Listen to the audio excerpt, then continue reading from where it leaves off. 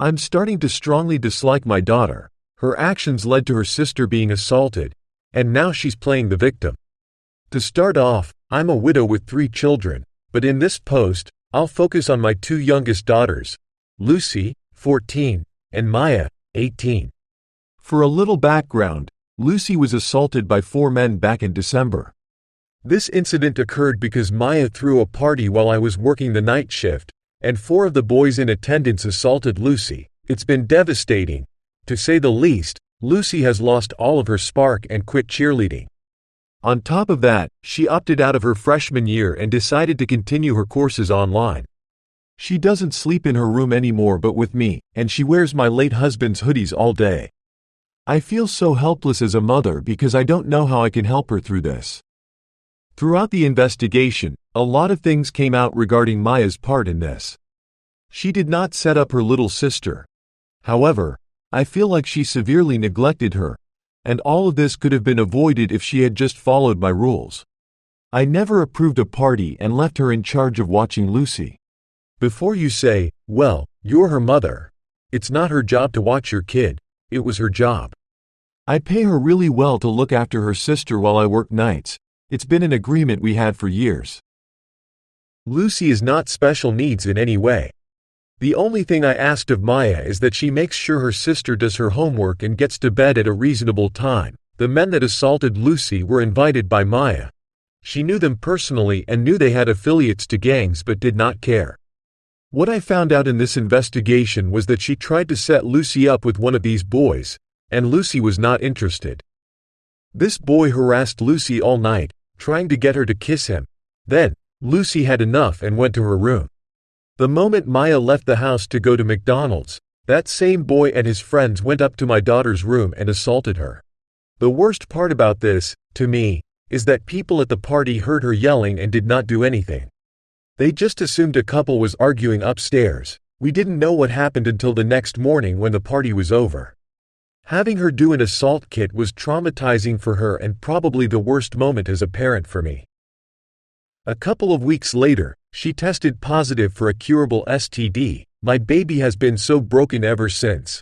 Even though they did get those boys and all 4 pleaded guilty because they had evidence on their phones, it's still extremely hard for Lucy right now. Maya, on the other hand, has been remorseful, and Lucy has no animosity towards her and doesn't blame her.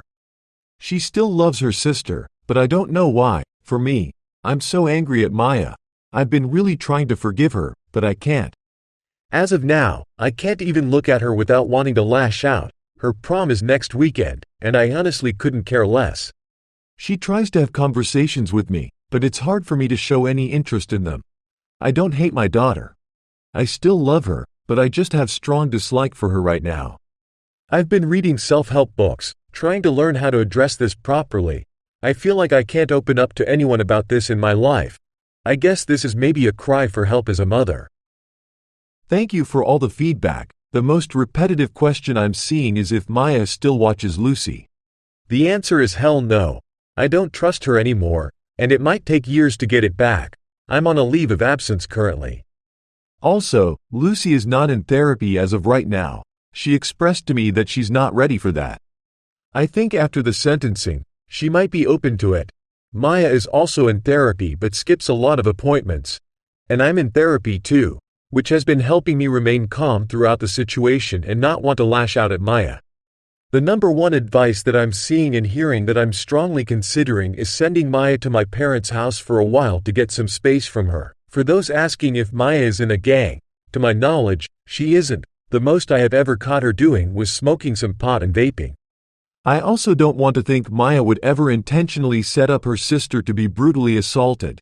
So I'm leaning towards Maya genuinely being plain neglectful that night. Also, I feel like it would have come up in the investigation if she had intentionally set up Lucy. The boy Maya was trying to set Lucy up with was 17 at the time. He's 18 now. The other 3 were grown men. To the comment suggesting that I'm blaming my daughter for what 4 men did, I understand your perspective. How is it her fault that 4 disgusting men did what they did? You need to redirect your feelings towards the men and stop blaming your daughter for stuff she didn't do. Yes, she threw a party and didn't follow the rules, but disliking her for what other people did to your other daughter is foul." In response, never did I say it was all Maya's fault. I'm disappointed in her, plain and simple. I raised her better to know right from wrong and for her to not associate with criminals. She didn't just throw a party. She messed up 4 times in one night. First, by throwing the party. Second, by trying to put my daughter with someone 4 years older than her. Third, by letting this dude harass my daughter all night and knowing that. And lastly, by leaving her sister in a house with these same men and not telling her she was leaving. Quit with the BS that I'm solely blaming her for what happened, because I'm not. I'm pissed at her actions that led to what happened to Lucy, and I'm also pissed at all the people that were there who heard my daughter and did nothing. It's honestly baffling that what you took from this giant post is that I'm blaming Maya for everything, because I'm not. A lot has progressed in the past couple of days, and it would be only right to update you guys on what happened and get some advice regarding everything. To answer multiple questions I received from my last post about why Maya hasn't been further punished, to put it simply, Maya was arrested the night of Lucy's attack. She was charged with felony child endangerment and 2 misdemeanors.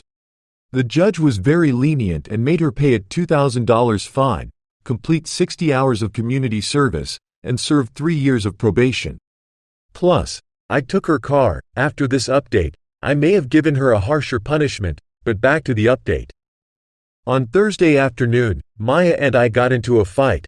The dispute happened because Lucy came to me virtually upset and on the verge of tears because 5 people messaged her that day, expressing condolences about her attack. Lucy has been very clear that she doesn't want anyone she knows to be aware that she was the victim of the attack. Upon further investigation, it turns out Maya told a group chat of 27 people that Lucy was the victim. Lucy vocalized to me how humiliated she feels and that she can't ever go back to school next year. I, of course, then confronted Maya about it. She kept saying I was overreacting and that Lucy was being dramatic. I tried to reason with her to see how she hurt her sister, but she did not see the issue. She cut me off mid-lecture and said, "Jesus Christ, Mom, you need to let her deal with this instead of always rushing to her defense." Lucy is not different from other women in the world who deal with assault. At least they don't make it their entire personality like she does. Also, she's fine. I literally overheard her talk to a boy on the phone last night. It just clicked for me at that moment that she was not actually remorseful at all and that I had just witnessed her mask slip. I just responded with, "Pack your stuff up," and that she would be staying with my parents until I allowed her back. That's exactly what she did. The next morning, I got a text from Maya to meet her at her therapist appointment later that day. Looking back, I wish I had never gone because her therapist spent the majority of the visit only seeing her point of view. At the start of the appointment, Maya apologized and explained her thought process of why she told her friends. She said she was venting and didn't think it was a big deal because it was a public case that was on the news and Lucy seemed fine these days.